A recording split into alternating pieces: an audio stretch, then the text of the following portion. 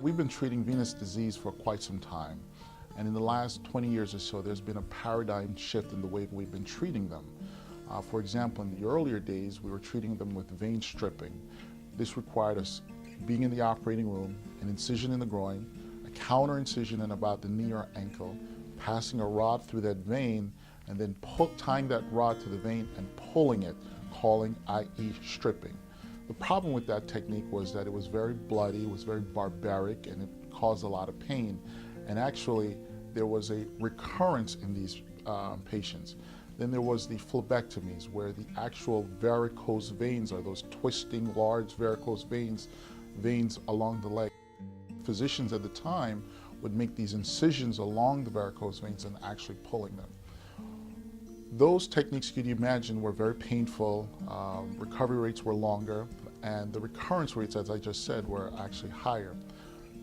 Since that time shift, technology has allowed us to do these techniques in a very minimally invasive approach, i.e. we talked about the venous closure device, the radiofrequency EVL, the endovenous laser approach.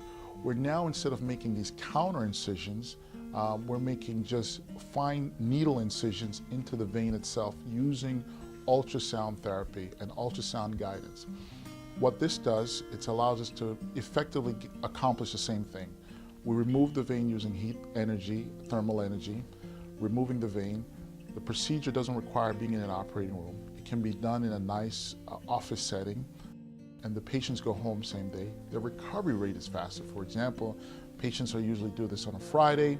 They're pretty much back to normal on a Saturday or Sunday and back to work on Monday. Recurrence rates were limited. Pain was much better. And even so now, with those large twisting veins or even those spider veins, instead of making those larger phlebectomies incisions, we're doing microphlebectomies using small needle type incisions, or even sclerotherapy. We're injecting these sclerosants into the veins to sort of effectively removing that vein from the circulation.